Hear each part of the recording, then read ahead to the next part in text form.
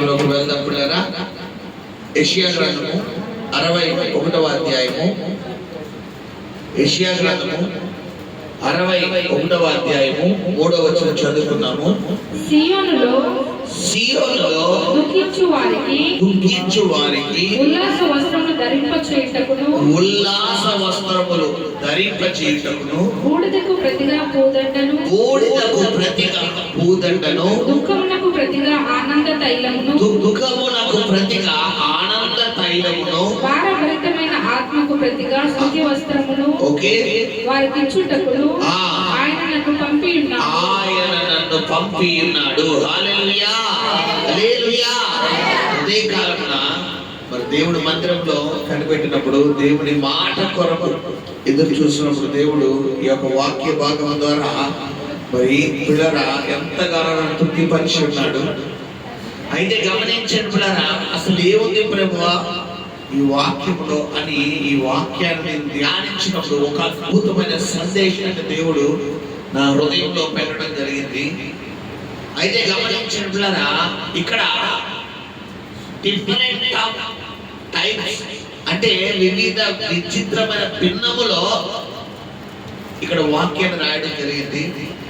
యెషయా ప్రవక్త దేవుని యొక్క మొదటి రాకడ కొరకు, ఆయన యొక్క రెండవ రాకడ కొరకు, ఆయన ఎలాగా రాకడ ఉండబోతుంది, ఆయన మొదటి రాకడలో ఆయన ఏ విధంగా రాబోతున్నాడు, ఆయన రెండవ రాకడ ఏ విధంగా ఉండబోతుంది అనేది ఈ యొక్క యెషయా గ్రంథము 61వ అధ్యాయము మనం ప్రారంభం నుంచి చదివితే గనక పిల్లరా దాని గురించి అక్కడ వివరంగా రాయడం జరిగింది.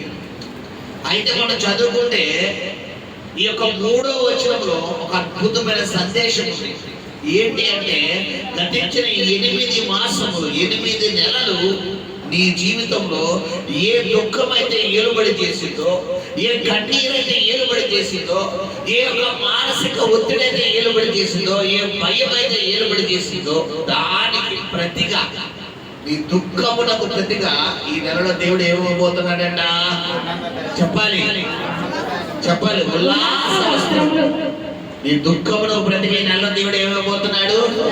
గతించిన నెలలో ఏంటయ్యా పరిస్థితి నాకేం అర్థం కావట్లేదయ్యా, అసలు ఏం చెయ్యాలో కూడా తెలియడం లేదు ప్రభు, అసలు ఎటు వెళ్ళాలో కూడా నాకు తెలియడం లేదు నాయన. ప్రభు, నీవు తప్ప ఈ సమస్య నుండి నన్ను లేకపోతే నాదుడు లేడయ్యా, నీవు తప్ప ఈ పరిస్థితుల నుంచి నన్ను విడిపించే నాదుడు లేడయ్యా, నీవే నాకు సహాయం చేయాలని ఎంతగా అయితే గతించిన 8 మాసములు ప్రభు సన్నిధిలో నువ్వు గోజాడావో, ప్రార్థించావో, ఆ ప్రార్థన ప్రభు సన్నిధికి చేరి ఈ 9వ మాసములో ఈ మొదటి దినమున ప్రవచనాత్మకంగా దేవుని పరిశుద్ధాత్మ దేవుడు నీతో మాట్లాడుతున్న మొట్టమొదటి మాట ఏంటంటే, నీ దుఃఖానికి ప్రతిగా ఆనంద తైలం ఉల్లాస వస్త్రములు దేవుడు ఇవ్వబోతున్నాడు. హల్లెలూయా. ఈ 9వ నెల నేను నోటి వెంట నవ్వులు పెట్టబోతున్నాడు. హల్లెలూయా. ఎంతైతే గతించిన 8వ మాసంలో 8 నెలలు ఏడ్చావో, కన్నీరు కార్చావో, ఏంటయ్యా పరిస్థితి. ఒక్కొక్కరికి ఒక్కొక్క సమస్య. ఒకరికి అప్పుల సమస్య, ఒకరికి భర్త సమస్య, ఒకరికి భార్య సమస్య, ఒకరికి వ్యాపార సమస్య, ఒకరికి ఉద్యోగ సమస్య. పిల్లరా, ఒక్కొక్కరు ఒక్కొక్క సమస్య కూడా గతించిన 8 మాసములు బయలుదేరి వెళ్ళి ఉన్నాము. అయితే ఈ 9వ నెల ప్రారంభంలోనే ప్రభు మనతో మాట్లాడుతున్న మాట ఏంటంటే, ఇక నీకు ఆ దుఃఖం ఉన్నది 9వ నెలలో. హల్లెలూయా, హల్లెలూయా. మొట్టమొదటి అక్కడ మాట్లాడుతున్న మాట ఏంటంటే, పిల్లరా, మరి దుఃఖించువాడు ఉల్లాస వస్త్రం. ఎంతగైతే దుఃఖపడ్డావో అంతగా నీవు ఉల్లాస వస్త్రమును మరి ఈ నెలలో దేవుడు నీకు ధరింప చేయబోతున్నాడు. హల్లెలూయా. రెండవదిగా బూడిదకు ప్రతిగా పూదండ. ఈ ఒక్క మాటతోనే చాలా సమయం దేవుడు నాతో మాట్లాడాడు. బూడిద ఎంతమంది తెలుసు? బూడిద అంటే బూడిద తెలుసమ్మా? ఎలా తయారైంది బూడిద? బొగ్గులు ఇంకా ఏదైనా కాలిపోయినప్పుడు ఫైనల్ గా తయారయ్యేది ఏంటంటే బూడిద. బూడిదకి అందం ఉంటుందా చెప్పాలి? బూడిదకి సౌందర్యం ఉంటుందా? ఏమండి, ఎవరైనా పిల్లరా బూడిదను మెచ్చుకునే వాళ్ళు ఉంటారా? చెప్పాలి. బూడిదను కోరుకునే వాళ్ళు ఉంటారా? చెప్పాలి. బూడిదను ఇష్టపడే వాళ్ళు ఉంటారా? కానీ ఎవరు లేరు. కానీ బూడిదను కోరుకునే దేవుడు నేను మీకు ప్రకటిస్తున్న దేవుడు. హల్లెలూయా. ఈరోజు ఆ బూడిద ఎవరు? మనమే. ఎందుకంటే పిల్లరా మరి జ్ఞానవంతులను సిగ్గుపరచడానికి దేవుడు ఎవరిని ఎన్నుకున్నాడంట? జ్ఞానహీనులను. పిల్లరా మరి గమనించండి, తెలివైన వారు లేదంటే పిల్లరా గొప్పవారు ఎన్నికైన వారిని సిగ్గుపరచడానికి ఎవరిని ఎన్నుకున్నాడంట? బలవంతులు సిగ్గుపరచడానికి బలహీనులు. బైబిల్లో మనం చదువుకుంటే గనక పిల్లరా దేవుడు మంచి తెలివితేటలు, జ్ఞానము, నైపుణ్యత కలిగిన వ్యక్తులను దేవుడు ఎన్నుకుని ఆయన రాజ్యాన్ని కట్టుకున్నాడా? ఏ అర్హత, ఏ యోగ్యత, ఏ క్వాలిఫికేషన్, ఏ క్వాలిటీ లేని వ్యక్తులను వాడుకుని ఆయన రాజ్యం కట్టుకున్నాడా? ఏ అర్హత అంటే వారు ఎవరంట? బూడిద. ఈ బూడిద వంటి ఈ బూడిద గురించి మనం చూసుకుంటే పిల్లరా ఈ పల్లెటూర్లలో ఈ బూడిద దేని గురించి వాడతారంటే పాత్రలు శుభ్రపరచడానికి, పల్లెటూర్లలో పాత్రలు తోవడానికి. ఇంకొందరు చూస్తే కొంతమంది చేపలు పిల్లరా మరి మనం చూసుకుంటే చేపలు చేయడానికి కూడా ఏం వాడతారో బూడిదే వాడతారు. ఎక్కువ ఇదే ఈ చేపలు. ఈ బూడిదకున్న తత్వం ఏంటంటే ఆ జిగురు ఏమవుతుందంటే రానివ్వదు. ఆ చేప జిగురుగా ఉంటుంది కాబట్టి ఈ బూడిద ఎప్పుడైతే చేతికి రాస్తామో ఆటోమేటిక్ చేప ఏమవుతుందంటే జారకుండా గట్టిగా పట్టి ఉంటారు. రెండవది పాత్రలో జిడ్డు మరకలు ఉంటాయి కాబట్టి, ఆయిల్ మరకలు ఉంటాయి కాబట్టి ఈ బూడిద పెట్టి పల్లెటూర్లలో ఈ బూడిద పెట్టి తోముతారు. తోమడం వల్ల ఏమవుతుందంటే పాత్రలు మంచిగా తెల్లగా వస్తాయి. అంటే గమనించండి పిల్లరా, గతించిన 8 మాసాలు నీ జీవితం బూడిదే. ఎవ్వరు ఎన్నిక చేయలేని బూడిద, ఎవ్వరు అంగీకరించిన బూడిద. ఎందుకు రండి జీవితం బూడిద బూడిద బూడిద బూడిద బూడిద. అయితే ఈ యొక్క 9వ మాసంలో ప్రభు నీ బూడిదని ఏం చేయబోతున్నాడు? చెప్పాలి. బూడిదకు ప్రతిగా పూదండని ఇవ్వబోతున్నాడు. హల్లెలూయా. ఇప్పుడు పూదండకు అందం ఉంటుందా? బూడిదకు అందం ఉంటుందా? పూదండ తెలుసుగా. పూదండ అంటే ఇప్పుడు హారం మళ్ళా చేస్తాం, దండ. ఎవరినైనా సత్కరించాలి, గౌరవించాలంటే ఏం వేస్తాం? మెల్లో పూలదండ, పూలమాల. అంటే గమనించండి, సౌందర్యము, అందము, ఎటువంటి యోగ్యత, అర్హత లేని నీకు ఈ 9వ మాసంలో దేవుడు నీతో మాట్లాడుతున్న అద్భుతమైన మాట ఏంటంటే అవి నీకు అలంకరించబోతున్నాయి. ఏ తెలివితేటలైతే నీ దగ్గర లేవు, ఏ జ్ఞానం అయితే నీ దగ్గర లేదు, ఏ అందం అయితే నీ దగ్గర లేదు, ఏ చదువు అయితే నీ దగ్గర లేదు, ఏ ధనం అయితే నీ దగ్గర లేదు, ఏ పలుకుబడి అయితే నీ దగ్గర లేదు, ఏ స్టామినా అయితే నీ దగ్గర లేదు అని నువ్వు బాధపడుతున్నావు, దాన్ని దేవుడి నెలలో నీకు సమృద్ధిగా ఇవ్వబోతున్నాడు. హల్లెలూయా. చాలా మంది అంటారు, నాకు అంత తెలివితేటలు లేవండి, నాకు అంత అందం లేదు, నాకు అంత మాటగాడి కాదు, నాకు అంత తెలియదు, నేను అంత బేగా అర్థం చేసుకోలేను అంటారు చాలా మంది. అయితే అది ఇప్పుడు దాకంటే గతించిన 8 నెలల వరకే. ఈ 9 నెలల దేవుడు ఏం చేయబోతున్నాడు? కుమార్తె ఏం చేయబోతున్నాడు? బూడిదకు ప్రతిగా, బూడిద వంటి నీ జీవితాన్ని ఎలా మార్చబోతున్నాడు? ఆయన పూదండగా మార్చబోతున్నాడు. హల్లెలూయా. హల్లెలూయా. గమనించట్ల మొట్టమొదటిగా దేవుడు ఏం చేయబోతున్నాడంట? పిల్లరా ఉల్లాస వస్త్రం. ఉల్లాస వస్త్రం. నీ యొక్క దుఃఖాన్ని ఉల్లాస వస్త్రముగా మార్చబోతున్నాడు. రెండవదిగా బూడిదకు ప్రతిగా పిల్లరా పూదండని ఇవ్వబోతున్నాడు. తర్వాత మూడవది దుఃఖమునకు ప్రతిగా ఆనంద తైలం. హల్లెలూయా. ఎవరి ఆనంద తైలం అంటే పరిశుద్ధాత్మ దేవుడు. దుఃఖమును తీసుకొచ్చేది ఎవరో? సాతాను. పిల్లరా ఈరోజు చాలా మంది ప్రార్థించే వారే ఉంటారు, వారి జీవితంలో ఒక తెలియని దుఃఖం. కుటుంబ సభ్యుల గురించి, వ్యాపారం గురించి, ఉద్యోగం గురించి, ఏంటో నా జీవితం నాకేం అర్థం కావట్లేదు, అసలు ఏంటి వెళ్తుందో కూడా తెలియడం లేదు, అసలు నా పరిస్థితి ఏంటో నాకు అర్థం కావట్లేదు, ఏదో బతకాలి అన్నట్టుగా తింటున్నాను కానీ అన్న ఆలోచనతో చాలా మంది మనం బయట చూస్తుంటాం.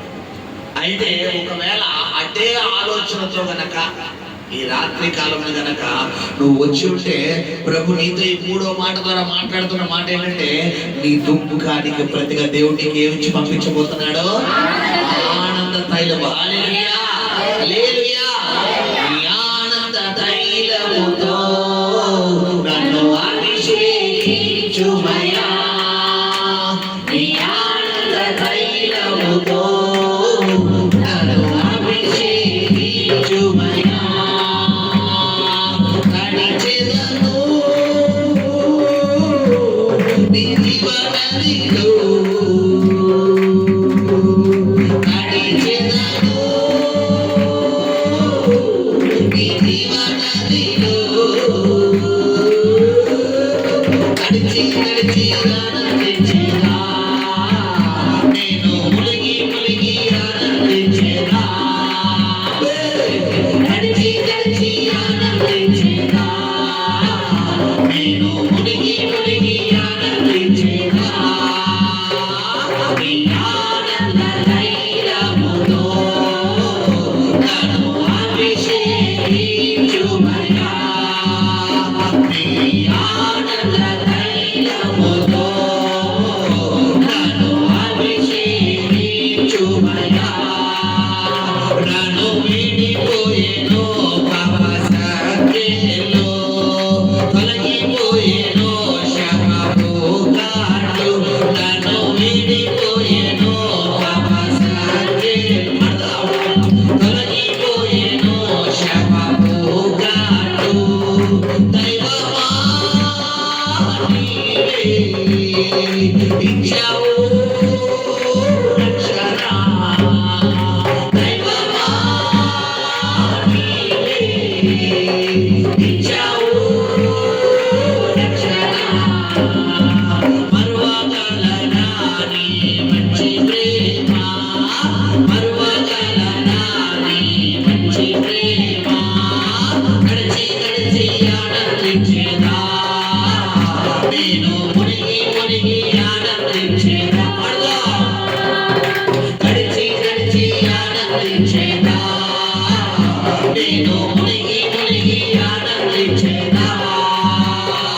నీ ఆనంద తైలముతో నన్ను అభిషేకించుమయ్యా. హల్లెలూయా. ఈ నెలలో దేవుడికి ఇవ్వబోతున్నాడంట ఆనంద తైలం. ఏంటి ఆనంద తైలం? తెలుసు అదృశ్యం వెళ్ళరా పరిశుద్ధాత్మ. ఈ నెలలో నువ్వు అడగాలి కానీ కొరత లేని పరిశుద్ధాత్మతో దేవుడు ఇవ్వబోతున్నాడు. హల్లెలూయా. ఎంతమందికి పరిశుద్ధాత్మ పొందుకొని ఆశగా ఉంది? హల్లెలూయా. అడుగు వాడికి ధారాళముగా అనుగ్రహించే దేవుడు అంట. హల్లెలూయా, హల్లెలూయా, హల్లెలూయా, హల్లెలూయా. దుఃఖానికి ప్రతిగా ఏమవుతున్నాడంట? ఆనంద తైలం. ఇప్పుడు దాకా నువ్వు సన్నిధిలో ఎలా ఏడ్చావంటే ఈ సమస్యను బట్టి ఏడ్చావు. బట్ ఈ నెల ఇంకో ఏడుపు రాబోతుంది. ఆ ఏడుపు ఏంటంటే ఆనంద బాష్పాలతో కూడిన ఏడుపు. ఇప్పుడు దాకా ఏడుపు గుండెల్లో హృదయవంతో దుఃఖంతో బాధతో వచ్చిన ఏడుపు. బట్ ఈ నెల ఏం రాబోతుంది? చూడమంది నవ్వుతూ నవ్వుతూ కూడా నవ్వుతూ ఏమవుతుంది? దానికి ఏడుపు వస్తుంది. ఆగరా బాబు, ఏడుపు వచ్చేస్తుంది. ఆగరా బాబు, రే ఆపరా బాబు, బాబోయ్ నా వల్ల కాదు, బాబోయ్ నా వల్ల కాదు. కంట్లో ఏమొచ్చే కానీ ఈ నెల దేవుడు అలాంటి కార్యాలు చేయబోదు. నిజంగా ప్రభావం ఉన్నావయ్యా, నిజంగా ప్రభా 8 నెలలు ఎంత ఏడ్చానయ్యా. ఈ 9 నెలలు నా కంట్లో నిజంగా నువ్వు ఇచ్చిన మాట నా జీవితంలో నెరవేర్చావయ్యా. నా దుఃఖాన్ని సంతోషంగా మార్చావయ్యా. ఈ రోజు కోసమే నేను ఎదురు చూస్తున్నానయ్యా. ఈ జనం కోసమే ఎదురు చూస్తున్నానయ్యా. ఈ జనం కోసమే ఎదురు చూస్తున్నానయ్యా అనేట్టుగా దేవుడి నెలలో నీ నోటి నిండా నవ్వులు పెట్టబోతున్నాడు. హల్లెలూయా, హల్లెలూయా, హల్లెలూయా. దేవుడి వాగ్దానం మీ జీవితంలో నెరవేర్చునుగాక. 4వ మాట, భారభరితమైన ఆత్మకు ప్రతిగా స్తుతి వస్త్రము. హల్లెలూయా. భారభరితమైన ఆత్మ చాలా మంది జీవితాల్లో క్రియ చేసేది పిల్లరా. ఈరోజు భారభరితమైన ఆత్మ నీ జీవితంలో నువ్వు ఎంత ముందుకు వెళ్దామనుకున్నా, నేను ముందుకు వెళ్ళననుకున్నా, నేను కట్టి బంధించేది భారభరితమైన ఆత్మ. ఒక్కొక్కరి కుటుంబాల్లో ఒక్కొక్కరి ద్వారా ఈ భారభరితమైన ఆత్మ ఏలుబడి చేస్తారు. ఇశ్రాయేలు ప్రజలు ఐగుప్తు దేశం నుండి కానాను దేశానికి బయలుదేరినప్పుడు ఈ భారభరితమైన ఆత్మ వారిని ఏలుబడి చేసింది. ఈ ఆత్మ ఏలుబడి చేయడం వల్ల మాట్లాడితే మీరు ఈ మోషేతో ఎవరు తిరుగుబడి చేసేవారంటే, మోషే మాకు ఐగుప్తులో చెప్పాలి బెడ్రూమ్ లేవా అనివరా, ఐగుప్తులో డైమండ్ లేదు బంగారం లేదు అనివరా, ఎవరెవరు రిపీట్ కొంతమంది. ఎందుకురా బాబు, చెత్తే బాబు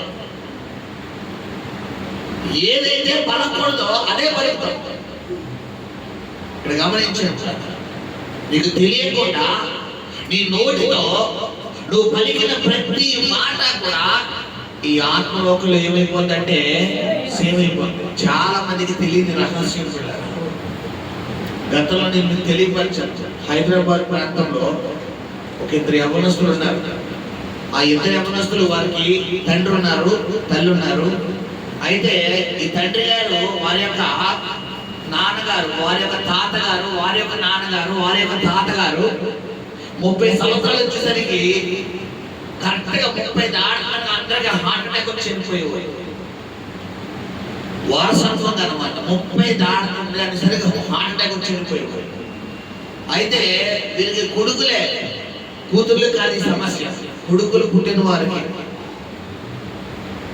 అయితే వాళ్ళ తండ్రి గారికి కూడా 2 కొడుకులు పుట్టారు. ఆ తండ్రి గారు అన్నారంట, కరెక్ట్ గా ఆయన 20-22 సంవత్సరాలు వివాహం చేసేసుకున్నాడు. 25-28 సంవత్సరాలకి 2 కొడుకులు పుట్టేశారు, ఒకరి తర్వాత ఒకరు.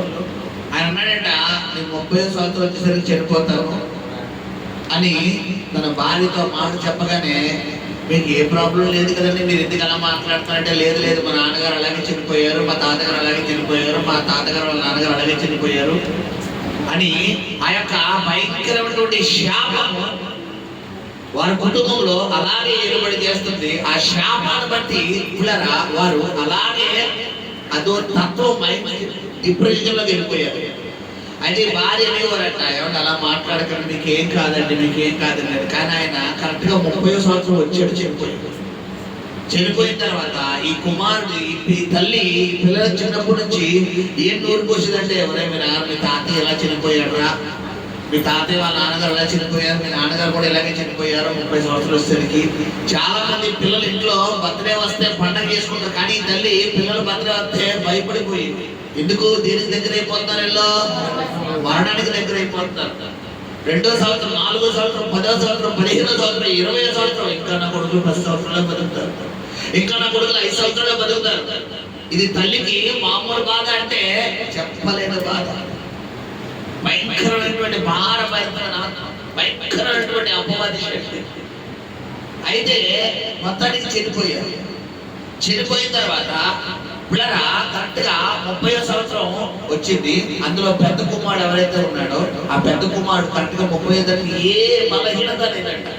30వ సంవత్సరం వచ్చేసరికి తల్లి చెప్పినట్టుగానే, ఎవరే నువ్వు బర్త్డే చేసుకుంటున్నావు, నాకు భయం వేసేస్తాను. అమ్మ నాకేం కాదమ్మా, నువ్వు ఎందుకు అలాగా నన్ను బలహీనపడుతున్నావు, నాకేం కాదు అనుకుంటానే 30 సంవత్సరం కేక్ నైట్ కట్ చేశారంటే పొద్దునేసి చనిపోయాడు. తల్లి ఆందోళన.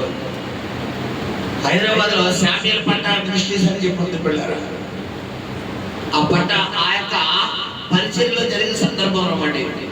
సరే, ఈ శామ్యుయల్ పట్ట అనే పాస్టర్ గారు హైదరాబాద్ ప్రాంతంలో వారు గృహం దర్శించారు. బరిల గ్రౌండ్ అయిపోయింది, ఆయన సమాధి కార్యక్రమం అయిపోయింది తర్వాత జ్ఞాపకార్థ కూటానికి వెళ్ళినప్పుడు వాళ్ళిద్దరూ అన్నదమ్ములిద్దరూ పరిచయంలో చాలా యాక్టివ్ గా పరిచయం చేసేవారంట.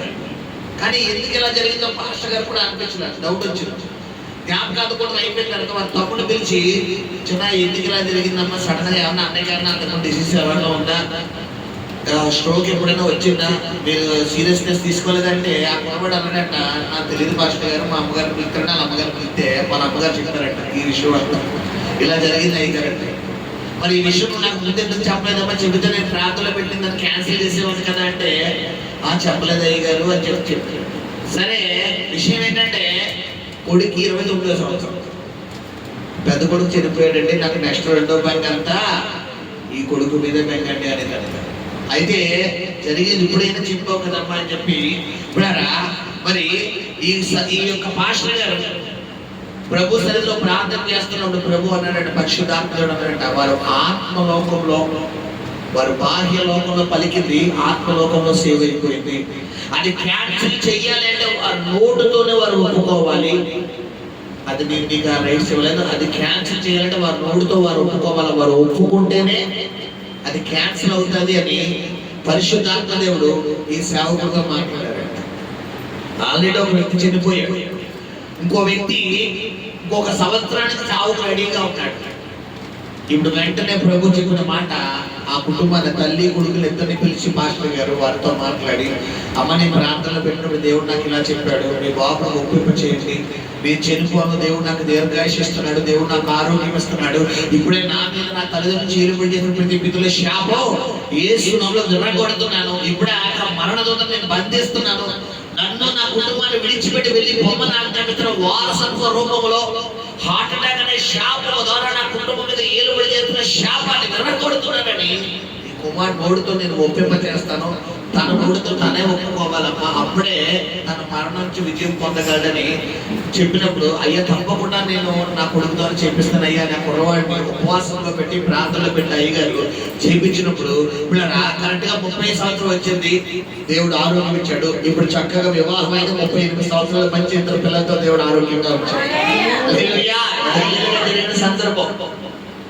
ఎందుకంటే చాలా మంది క్షణికావేశంలో వారి నోటుతో ఏం పలుకుతారో తెలియదు. పిల్లల విషయంలో, భర్త విషయంలో, భార్య విషయంలో ఇంకేంటి జన్మలో మారడం. చాలా మంది తల్లిదండ్రులు వచ్చే నోట్లోకి వచ్చే మాట్లాడి తెలిసిన పిల్లరా క్షణికావేశంలో ఈడు మారడం, ఈ జన్మలో మారడం. ఇప్పుడు తల్లిదండ్రులుగా ఆశ్రయించవలసిన మీరే పిల్లలు ఏమనకూడదు చెప్పాలి. నీకు తెలుసా భవిష్యత్తు? రేపు పొద్దున్న దగ్గర కాదు, ఒక గంట తర్వాత ఏం తెలుసు చెప్పగలవా? చెప్పలేము. సౌలు హింసకుడు, దూషకుడు, హానికరుడు. దమస్కు గుమ్మం దాటలేనంత వరకు తన స్టోరీ అదే. వన్స్ దమస్కు గుమ్మం దాటాడంతే సౌలు స్టోరీ ఏమైపోయింది? మారిపోయింది. సౌలు కాస్త ఎలా మారిపోయిందా? పౌలుగా మారిపోయాడు. ఒకప్పుడు ప్రజలను చూసి చంపడానికి, ప్రజలను చూసి హంతకుడుగా మారిపోయినటువంటి సౌలు ఇప్పుడు అదే ప్రజలు తిడుతుంటే, కొడుతుంటే, రాళ్ళ దెబ్బలతో, కొరడా దెబ్బలతో, బెత్తములతో కొడుతుంటే ఏం చేస్తున్నాడో కొట్టించుకుంటున్నాడు. కారణం ఏంటి? దేవుని దర్శనం. హల్లెలూయా. దేవుడిని బిడ్డల్ని దర్శించే సమయం వచ్చినప్పుడు నువ్వు ఇప్పుడు అనుకున్న దానికంటే 1000 రెట్లు దేవుడు బలంగా నిలబెట్టగలడు. హల్లెలూయా. ఆ సమయం వచ్చే వరకు నువ్వు ఏం చేయాలంటే ఎదురు చూడాలి, ప్రార్థించాలి. అంతేగాని మన నోటితో మనం ఏం పలకూడదు, భవిష్యత్తు పలకూడదు. ఒకవేళ భవిష్యత్తు పలికినా ఏం పలకాలి?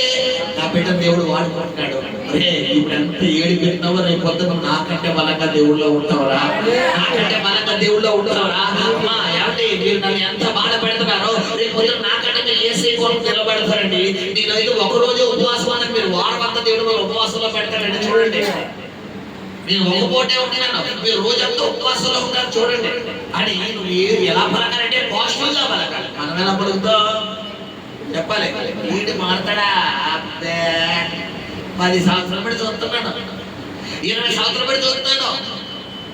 ఇక్కడ గమనించారా ఈ జీవితంలో ఈ 9వ మాసంలో దేవుడు చేయబోతున్న కార్యం ఏంటంటే నీ భారభరితమైన ఆత్మ, ఆ ఆత్మను దేవుడు తొలగించి స్తుతి వస్త్రాన్ని దేవుడు నీకు ధరింప చేయబోతున్నాడు. స్తుతి వస్త్రము అంటే ఏంటంటే నోటి ఈ నెలలో ఈ మొదటి తారీఖు మొదలుకొని ఈ చివరి తారీఖు వరకు దేవుడు నోట ఏముంచబోతున్నాడంటే స్తుతే. స్తోత్రం. నువ్వు వద్దన్నా మాటలు, నువ్వు పడుకున్న నీ నోట్లో వద్దనే ఉంటది. హల్లెలూయా. స్తోత్రం స్తోత్రం స్తోత్రం స్తోత్రం చెప్తాం. స్తోత్రం స్తోత్రం స్తోత్రం స్తోత్రం. హల్లెలూయా. కేరళ రాష్ట్రంలో ఒక తల్లి గారు ఉన్నారు. ఆ తల్లి గారికి పిల్లరా స్తోత్రం చెప్పడం అంటే చాలా ఇష్టం. అయితే చెప్తూ చెప్తూ చివరికి ఆ తల్లి గారికి స్తోత్రమ్మ అనే పేరు నామకరణం అయిపోయింది. ఆవిడ పేరు కేరళలో వేరొక పేరు, కేరళలో వేరొక పేరు. అయితే ఆమె చేతిలో ఎప్పుడు 24 hours into 7 days నిద్రపోయిన పిల్లరా ఒక్క వాష్రూమ్ అన్నది ఒక్కడి తప్ప ఎక్కడికి వెళ్ళినా ఈ చేతిలో ఏమిటంటే బైబిల్ అసలు వదిలేదు కదా. భోజనం చేసినప్పుడు కూడా ఈ చేతితో బైబిల్ పట్టుకుంటారు. పిల్లరా ఏం చేసినా, ఎక్కడికి వెళ్ళినా, ఎవరితో మాట్లాడ పడుకునేటప్పుడు ఇంకింతే ఈ చెయ్యి ఎలాగ దీనికి అటాచ్ చేసి చెయ్యి అంటిపోయినట్టే. ఇంకా బైబిల్ వదిలేదు కాదంట. ఇలా చేతిలో ఉంచుకోవడం ఒక బైబిల్. అలా చెప్తూ స్తోత్రం స్తోత్రం స్తోత్రం స్తోత్రం స్తోత్రం స్తోత్రం. ఎవరన్నా మాట్లాడితే బ్రదర్ సిస్టర్ మీ పేరేంటంటే లూదియా, స్తోత్రం స్తోత్రం స్తోత్రం స్తోత్రం. ఎక్కడ చేస్తారు? రాజమండ్రి, స్తోత్రం స్తోత్రం స్తోత్రం. ఏ ఊరు? రాజమండ్రి, స్తోత్రం స్తోత్రం. మోన స్తోత్రం స్తోత్రం. ఇలాగ రోజుకి కొన్ని వందల వేల స్తోత్రాలు చెప్పేవాడు. నువ్వు అలా చెప్పి చూడు, నీలో ఆ దెయ్యం బయటకు పోతుంది. అడుగు, మనం ఒక స్తోత్రం చెప్పడానికి ఏమొచ్చేది? మనకి నీరసం వచ్చేస్తుంది. ఒక 5 నిమిషాలు నిలబెట్టి స్తోత్రం చెప్పించాను అనుకోండి, వచ్చేస్తాను కొద్దిరేపు వచ్చేస్తాడు. మరి నీకే అంత బాధ ఉంటే మరి ఇంకా దేవుడికి ఎవరు ఎంత ఉండాలి? గమనించాలి. ఈ నెలలో దేవుడు నీకు ఏం చేయబోతున్నాడంట? నీ నోటిలో స్తుతి వస్త్రాన్ని పెట్టబోతున్నాడు. హల్లెలూయా. ఏం తొలగించబోతున్నాడు? భారభరితమైన ఆత్మ. చాలా మంది కుటుంబాల్లో భయంకరమైనటువంటి అపవాది స్పిరిట్ అన్నమాట, అపవాది ఆత్మ.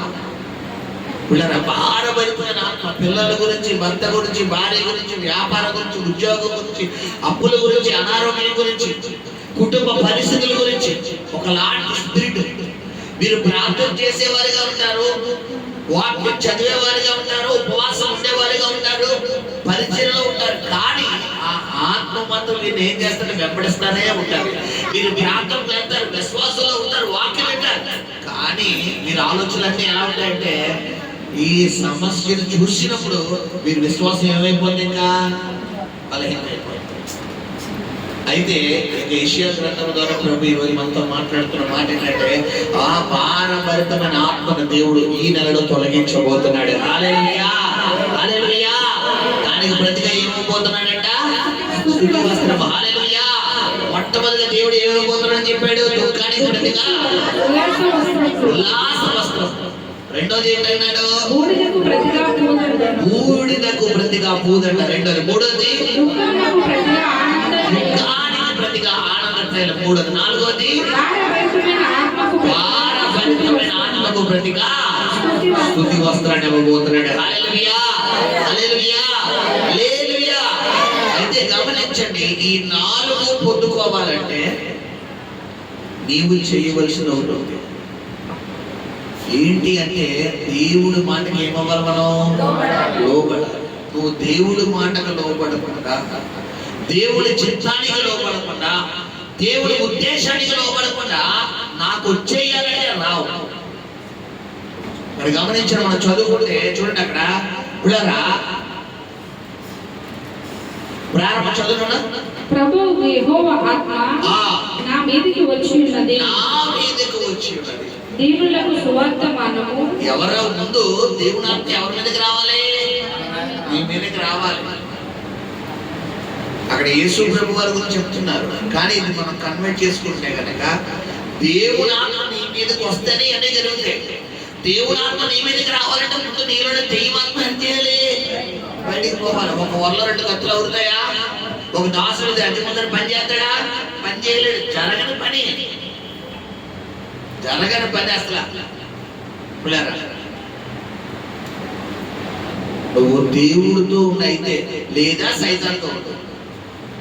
ఇక్కడ ఉన్నప్పుడేమో దేవుడు స్తోత్రం స్తోత్రం స్తోత్రం అని చెప్పి బయటికి వెళ్ళేమో భజన చేసుకునే వచ్చి అయితే నేను అంటాను, నువ్వు అవసరం కొద్దీ ఏసైనా వాడుతున్నావు. ఏదో ఒకరోజు దెబ్బతినేస్తావు. రివర్స్లో సైకిల్ అది మామూలుగా కాదు. సైకిల్ ఒకసారి స్పీడ్గా దొక్కుతాం, పెడలు వదిలితే ఏం చేస్తుంది? చెప్పాలి. కింద పెడలేనా అంటారు, చైనా ఏదో అంటారు. అది వదిలితే ఏముంది? రివర్స్లో వచ్చి తప్పేది పడి పడుతుంది. అప్పుడు ఎలా ఉంటుంది? ప్రాణం ఎక్కడికి వెళ్ళిపోతుంది. చాలా మంది దేవుడి విషయంలో ఏం చేస్తారంటే పిల్లరా, జస్ట్ స్వస్థత కొరకు, అద్భుతం కొరకు, ఆశీర్వాదం కోసం మాత్రమే దేవుడు వాడతారు. దేనికోసం వాడంటే మారు మనసు కోసం వాడు, పాపక్షమాపణ వరకు వాడు. నువ్వు పరిశుద్ధాత్మ నీలోకి రావాలి అంటే అపోస్తుల కార్యాలు పేతురు ఏం చెప్తున్నాడు? తిండి సార్ అపోస్తుల కార్యాలు 2వ అధ్యాయం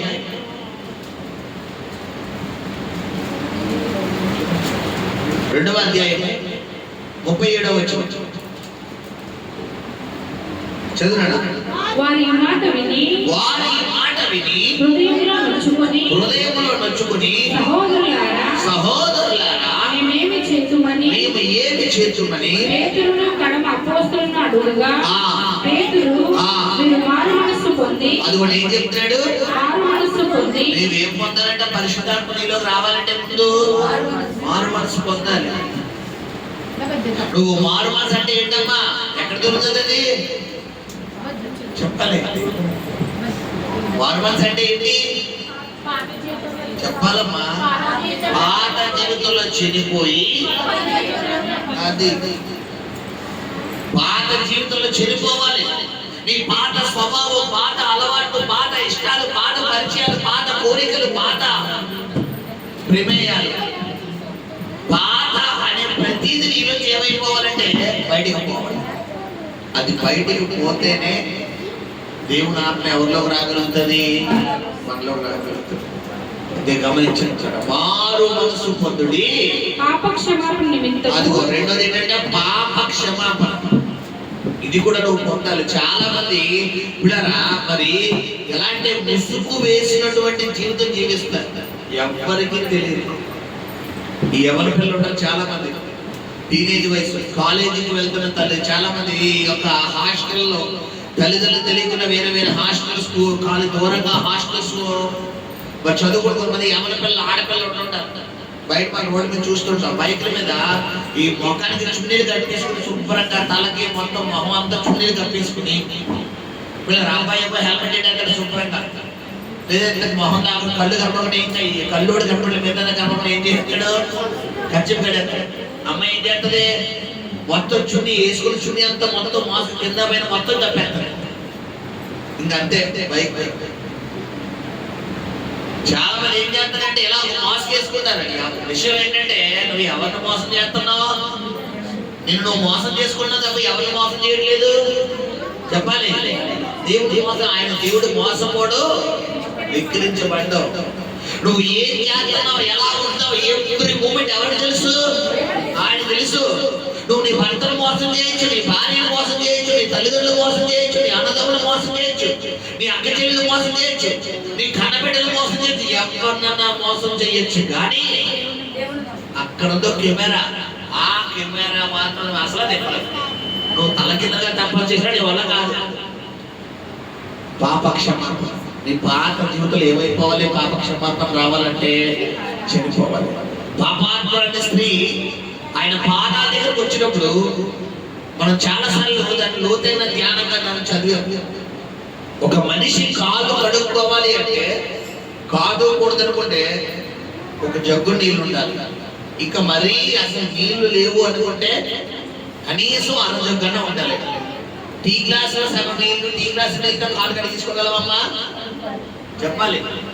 కనీసం మంచినీళ్ళు తాగే గ్లాస్ అన్నా అవుతుందా చెప్పాలి, అవదు. కనీసం ఎంత అవ్వాలంటే ఒక మనం ఆ స్నానం చేసే జగ్గు ఏదైతే ఉందో దాంట్లో సగం వరకన్నా ఉండాలి, ఉంటే లైట్ గా. ఇప్పుడు ఆ తల్లి ఏం చేస్తుంది, కన్నీళ్ళతో ఆయన పాదాలు తడుపుతుంది, తలపుల్లతో తుడుతుంది. ఇప్పుడు లైట్ గా తడిపితే తలపుల్లతో తుడవాల్సిన అవసరం ఉంటుందా? పాదాలు ఏవైతే తుడుచుకుంటాం మనం, బాగా తడిస్తేనే. ఎప్పుడు అంత తడిపి వస్తుంది, ఇప్పుడు ఎప్పుడు వస్తుంది అంత కన్నీరు చెప్పాలి, ఎప్పుడు వస్తుంది? హృదయం అంతా దేంతో నింపబడింది అమ్మాయికి, పశ్చాత్తాపం. అక్కడ యేసు ప్రభువు ఏమన్నా మాట్లాడా చెప్పాలి, అక్కడ ఆయన ఏమన్నా మాట్లాడా? ఏమి వచ్చి కూర్చున్నాడంటే ఆయన చుట్టూ ఒక హోలీనెస్ కమ్మి ఉంది, ఒక పరిశుద్ధాత్మ ప్రవాహం ఆయన చుట్టూ కమ్మి ఉంది. ఆ పరిశుద్ధాత్మ ప్రవాహం దగ్గరికి మనం అలా వెళ్ళగానే తెలియని దుఃఖం ఈ అమ్మాయిలో ఏమవుతుంది కలుగుతుంది. నేను పాపినయ్యా, అయ్యా నేను అందరినీ మోసం చేసిన పాపనయ్యా, వేషధారిగా ఉన్నానయ్యా, పైకి మాత్రం భక్తిగా కనబడుతూ లోపల తన శక్తిని ఆశించిన పాపినయ్యా.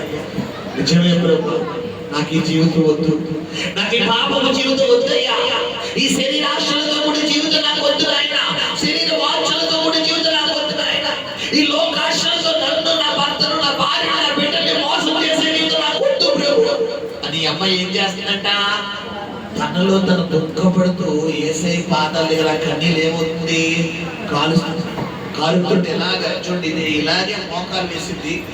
మోకరించి ఆయన పాదలే కడుగు ఏడుస్తుంటే ఆ ఏడుపు, ఆ కన్నీరు ఇలా చెప్పల మీద కారి ఆయన పాదాల మీద పడుతుంటే మళ్ళా పాదాలకు చేంజ్ చేస్తుందంట, తలకొలతో తుడుతుంది. ఈ రోజు వారు మనసు పొందే వ్యక్తిగా నువ్వు ఉండాలి, పాప క్షమాపణ పొందే వ్యక్తిగా నువ్వు ఉండాలి. మూడోది ఏంటంట, యేసుక్రీస్తు నామంలో బాప్తిసం పొందుడి, అప్పుడు మీరు పరిశుద్ధాత్మను వరము పొందుదురు. ఇందులో నువ్వు ఏది పొందకపోయినా నీ జీవితంలో 4 క్రియ చేయి. మొట్టమొదటిగా ఏం పొందాలి నువ్వు చెప్పాలి. ఉల్లాస వస్త్రంలో దొరకవచ్చు. మొట్టమొదటిగా నువ్వు దేవుడు ఇచ్చేయి కాదు, మొట్టమొదటి నువ్వు ఏం పొందాలి, మారు మనసు పొందాలి. మారు మనసు అంటే ఏంటంటే పాత జీవితంలో చనిపోవాలి, పాత ఇష్టాలు, పాత కోరికలు. నువ్వు దేవుడిలోకి రాకముందు నువ్వు ఎలా ఉన్నావో, ఒకవేళ మందు పెగ్గి అట్టగా నిద్రపడ్డదా అయితే ఇప్పుడు దేవుడిలోకి వచ్చాక పెగ్గు కాస్త ఏమైపోవాలి, పక్కకి వెళ్ళిపోవాలి. కొంతమందికి గుట్కాలు అలవాటు, ఈ పెదాలు కడతారు కైని. కొంతమందికి ఒక్క పళ్ళు అలవాటు, కొంతమందికి స్మోకింగ్, సిగరెట్ లేదు, కనీసం రోజు ఒక పెట్టన్నా కాల్చాలి, కాదు కూడా ఒక అరపెట్టన్నా కాల్చాలి, లేదనుకుంటే ఒక్క సిగరెట్ అన్నా పడాలి, లేకపోతే బండి ముందుకు వెళ్తారు. ఒక్క సిగరెట్ అన్నా. కొంతమందికి కిల్లీలు ఇష్టం,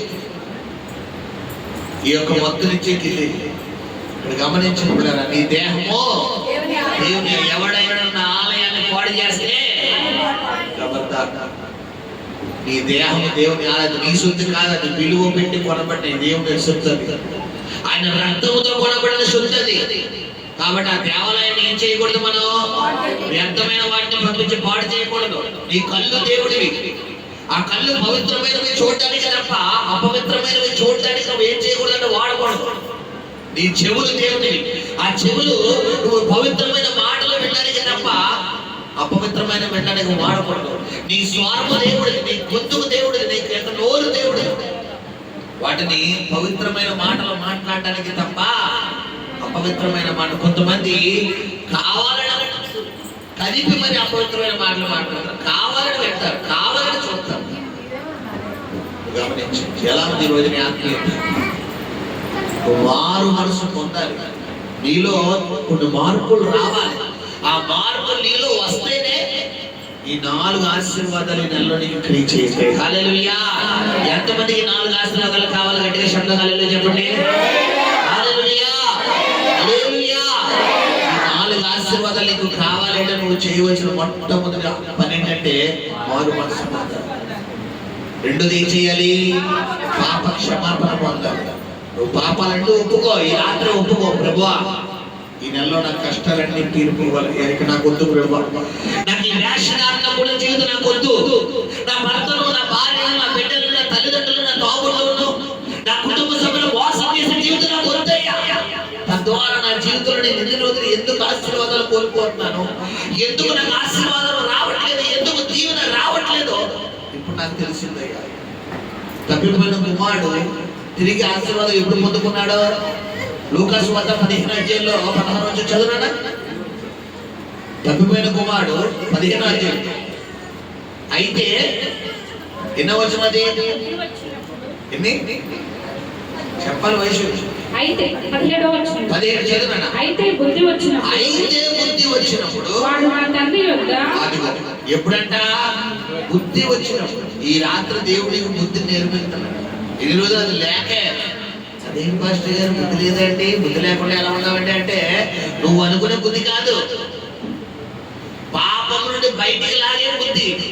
ఈ సాతాను టెక్నిక్లు ఎలా ఉంటాయో చిన్న ఎగ్జాంపుల్ చెప్తున్నా, ఆలోచించండి. పిల్లరా, రోడ్డు మీద వెళ్ళిపోతున్నాం, నీ ముందున్న ఎవరో వ్యక్తిది మెల్లోంచి దాని బంగారు చీర ఎక్కడ పడిపోయిందంటే కింద పడిపోయింది. నీ ముందున్న వ్యక్తిదే బై మిస్టేక్ చేయి తెగిపోయో కింద పడిపోయింది. వెంటనే నీలో నుంచి సాతాను చొరబడి ఏమంటాడో చెప్పాలి, దాని మీద కాలేసి ఆ ఇల్లే వరకు కాదు. ఒక ఆ వ్యక్తి అడే తిరిగిన దాన్ని వెంటనే ఇలా తీసి వెంటనే పాకుతాడు. అది గోల్డా, రోడ్ గోల్డా చెప్పాలి. అది గోల్డ్ ఆ తర్వాత విషయం ముందు వేసి. ఇప్పుడు ఇది మారు మనసా? చెప్పలే ఇది మారు మనసా? నీది కాంతి ఏం చేయకూడదు అంటే బైబిల్లో నువ్వు తీసుకోకూడదు. ఒక్క రూపాయి కూడా నీది కాంతి నీ చేతిలోకి రాకూడదు. నీ ధనము కానిది, నీ వస్తువు కానిది, ఒక్క రూపాయి నీకు లాభం వస్తుందని కనుక నువ్వు మోసం చేసి సంపాదించావా, నువ్వు పత్రం అయిపోతావు. నీకు రూపాయి మిగలదు. గమనించాడు జక్కయ్య ఏం చేశాడు? అన్యాయంగా సంపాదించాడు. రూపాయలు లక్షలు కాదు, ఎన్ని సంపాదించాడంటే కోట్లే. మొత్తానికి దేవుడు రంగంలోకి వచ్చాడు. జక్కయ్య ఇంట్లో అడిగించాడంటే అక్కడ మనం చదువుకుంటే జక్కయ్య నిలువబడి ఇదిగో ప్రభువా నా ఆస్తిలో సగము పేదలకు ఇచ్చుచున్నాను. ఏమంటే యేసే చెప్పాడు అక్కడ? చెప్పాలి. ఏమన్నా చెప్పాడా? ఏమయ్యా ఏంటి ప్రజలందరూ నీ కోసం నెగిటివ్గా అనుకుంటున్నారు, ప్రజల దగ్గర అక్రమంగా వడ్డీ వసూలు చేస్తామంట, ప్రజలు ఇబ్బంది వాళ్ళ రక్తాలు తాగేస్తామంట, మరి ఏంటి ఇలా ఏమైనా డిస్కస్ పెట్టాడు? ఆయన వచ్చి కూర్చున్నాడు అంతే. తాగడానికి జక్కయ్య మంచిలు ఇచ్చాడేమో. వెంటనే యేసయ్యను పరిశుద్ధాత్మ ఎవరిలో క్రియ చేస్తున్నాడు? జక్కయ్యలో. యేసయ్యా, నువ్వు నా ఇంటిలోకి వచ్చిన సందర్భంగా నువ్వు ఈ పాపైన నా ఇంట్లో అడుగు పెట్టావయ్యా. నాకు చాలు నాయన, ఈ జన్మకు చాలయ్యా. ఇన్ని రోజులు ప్రజల రక్తాన్ని తాగాను. ఏ వేదలు అయితే నేను అన్యాయంగా తీసుకున్నాను, నా ఆస్తిలో సగం చేస్తానయ్యా. మిగతా సగం ఏం చేస్తానంట?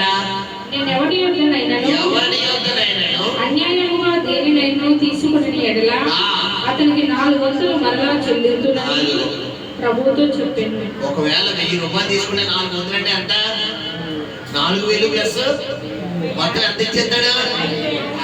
ఆ ఇచ్చిన వాళ్ళు అప్పుడు దాకా వీడికి వడ్డీకి అట్లా చేశారు. ఇప్పుడు తీసుకునే వాళ్ళు నిజంగా అదృష్టవంతులు. ఇప్పుడు గమనించండి, కారణం ఏంటి? జక్కయ్య ఇంట్లోకి ఎవరు అడుగు పెట్టారు? ఇవన్నీ చేశాడు కాబట్టి జక్కయ్య చేసే అక్కడ ఒక బిరుదు ఇచ్చాడు. ఆ బిరుదు ఏంటి చదువునా? అందులో యేసు అబ్రహాము కుమారుడు. హల్లెలూయా. ఇప్పుడు చెప్పండి, జక్కయ్య పరలోకం వెళ్తాడా నరకానికి వెళ్తాడా? చెప్పాలి. విడిచిపెట్టడానికి నీకు ధైర్యం ఉందా? నీకు చాలా విడిచిపెట్టడానికి నీ దగ్గర ధైర్యం ఉందా? నీ దగ్గర ధైర్యం ఉంటే ఈ రాత్రి నువ్వేం చేయాలి? విడిచిపెట్టాలి. హల్లెలూయా, హల్లెలూయా.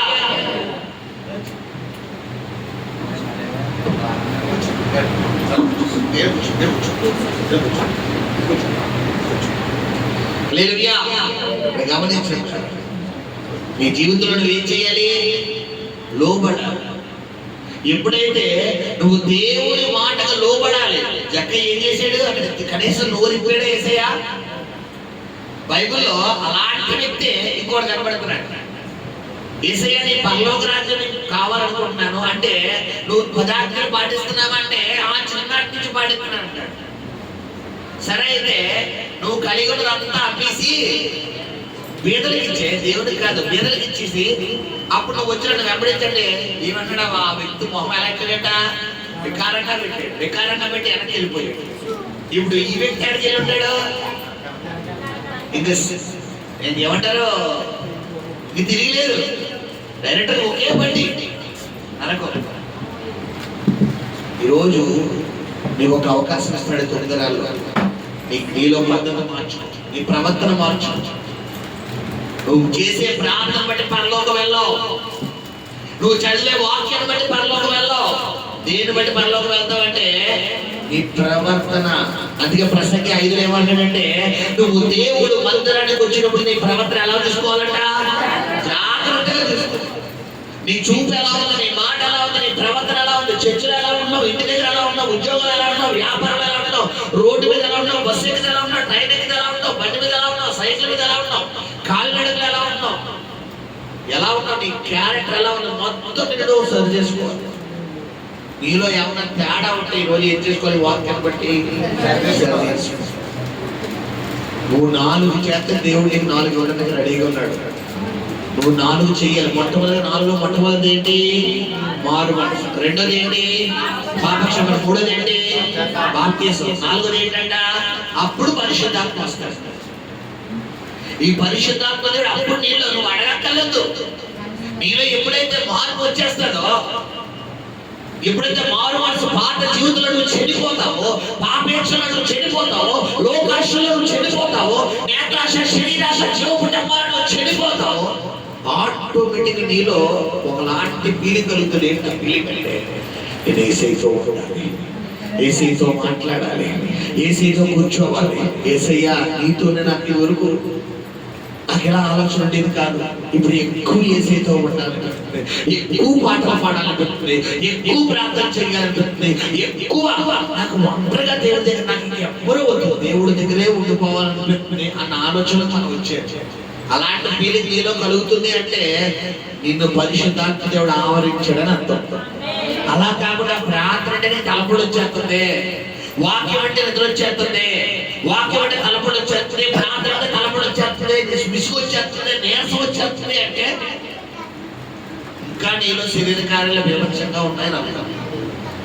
అది ఈ 4 ఆశీర్వాదాలు నీకు కావాలంటే ఏంటి? 4 ఆశీర్వాదాలు ఏంటి? ఇప్పుడు ఉల్లాస వస్త్రము, దుఃఖించు వారికి ఉల్లాస వస్త్రము, దుఃఖించు వారికి గతించిన 8 నెలలను దుఃఖపడిన దుఃఖానికి ప్రతిగా ఈ నెలలో ఏమవుతుందో దేవుడు మాట్లాడాడు. ఉల్లాస వస్త్రం. నీ నోటి నిండా నవ్వే. ఇక నువ్వు వద్దు నానా అనేంత వరకు నవ్వు ఇవ్వబోతున్నాడు. అలాంటి నవ్వు దేవుడు ఈ నెలలో నీకు ఇవ్వబోతున్నాడు. హల్లెలూయా. నవ్వుల అభిషేకం కూడా ఉందో తెలుసా మీకు? తెలుసా? ఎప్పుడైనా విన్నారా? నవ్వుల అభిషేకం కూడా పరిచయంలో నేను విశ్వాసంగా ఉన్నప్పుడు మా సేవకులు చెన్నై తమిళనాడు దగ్గర పూటే అనే ప్రాంతం ఉంది. అక్కడ బెరాకా మినిస్ట్రీస్ అని ఎస్కేఆ ఫ్రాన్సిస్ గారు ఒక గొప్ప అభిషేకులు ఉన్నారు. ఆయన దగ్గర పిల్లరా మరి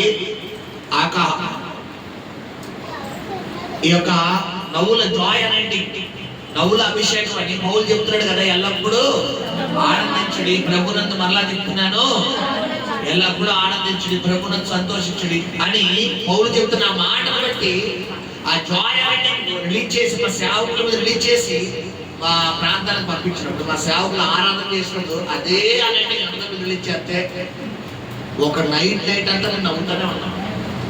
తెలుసమ్మా, ఒక నైట్ అంతా మా జీవితంలో అలాంటి నవ్వు ఎప్పుడు నవ్వలేదు.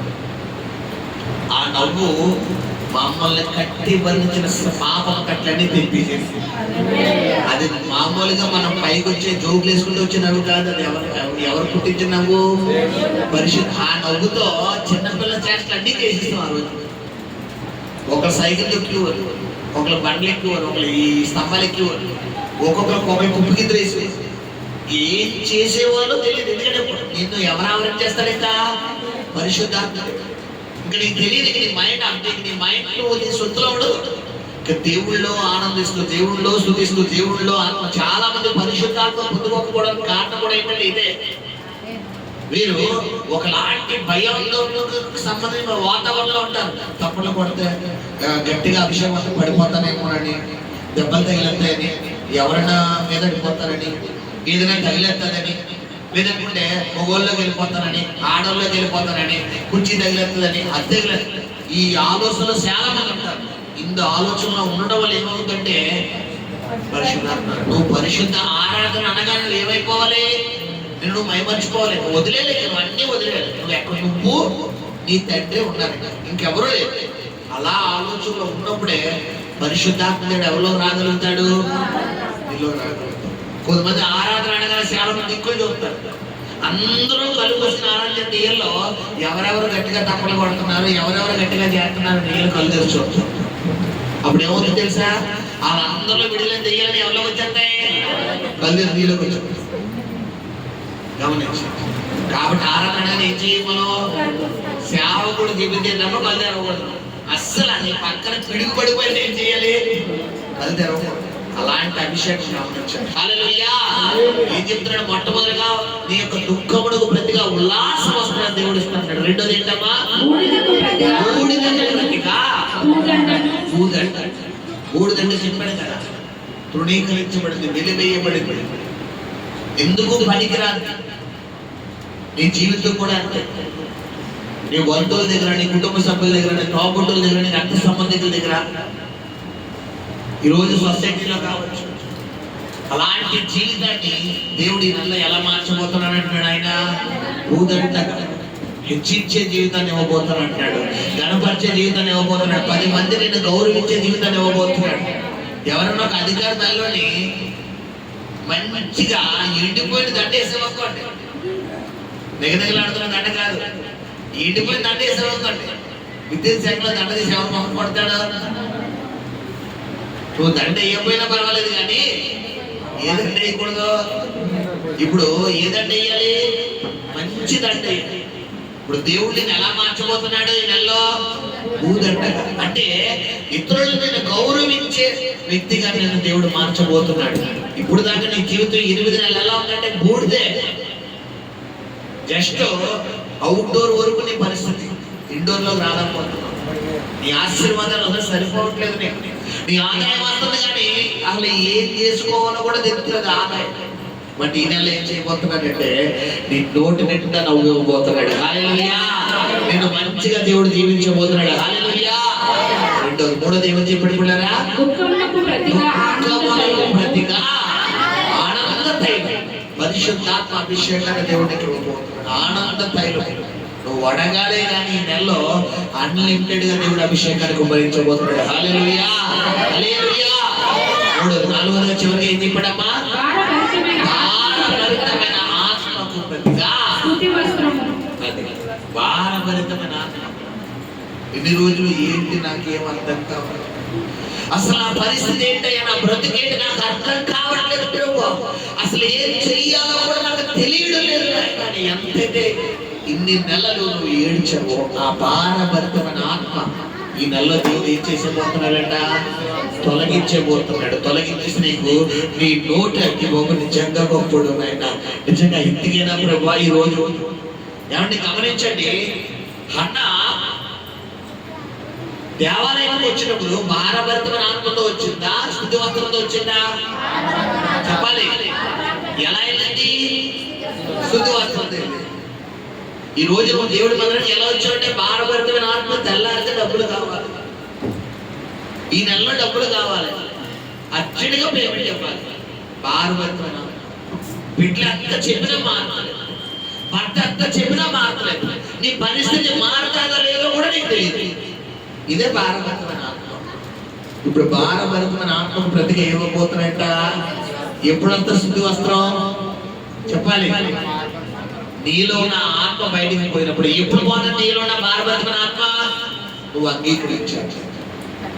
ఏం చెయ్యాలంటే ఈ 4 పొందుకోవాలంటే ఆ మొదటి వచ్చిన మన జీవితంలో క్రియ చేయాలి. ఏంటంటే ప్రభువు యెహోవా ఆత్మ నాలోనికి వచ్చి, నా మీదకి వచ్చి, దేవుని ఆత్మ నీ మీదకి రావాలి అంటే నువ్వు 4 చెయ్యాలి. ఏంటని? మారు మనసు పొందాలి, పాప క్షమాపణ పొందాలి, బాప్తిసం పొందాలి, యేసుక్రీస్తును సొంత రక్షకుడుగా అంగీకరించాలి. నేను తప్ప వేరే దేవుడు లేడు, నేనే మార్గం, నేనే సత్యం, నేనే జీవం, ఆయన తప్ప వేరే దేవుడు లేదు. ఒకవేళ అలా కాకుండా వేరొక దేవుడు నువ్వు కొలిచినా నీకు ఆయన విరోధం అయిపోతాడు. గమనించండి. బాప్తిసం పొందాలి, మారు మనసు పొందాలి, పాప క్షమాపణ. 3 అప్పుడు పరిశుద్ధాత్మ నీలోకి వస్తాడు. ఈ 4 నువ్వు చేయగలిగినప్పుడు ఈ 4 నీ జీవితంలో దేవుడు క్రియ చేయగలుగుతాడు. హల్లెలూయా. ఇన్ని గొప్ప వాగ్దానం దేవుడు నీ జీవితంలో నెరవేర్చును గాక. ఆమేన్. ప్రార్థన. పరిశుద్ధ నమ్మకం కనికరం కలిగిన ప్రియ పరలోకపు తండ్రి, నీ పరిశుద్ధ పాదాలకు లెక్కలేక మహిమ గంట ప్రభావాలు ఆరోపిస్తున్నాం నాయన. నీ వాక్యం ద్వారా మీరు మాతో మాట్లాడారు ప్రభా. అయ్యా ఇదిగో నాయన ప్రభు, దుఃఖమునకు ప్రతిగా ఇదిగో ఉల్లాస వస్త్రం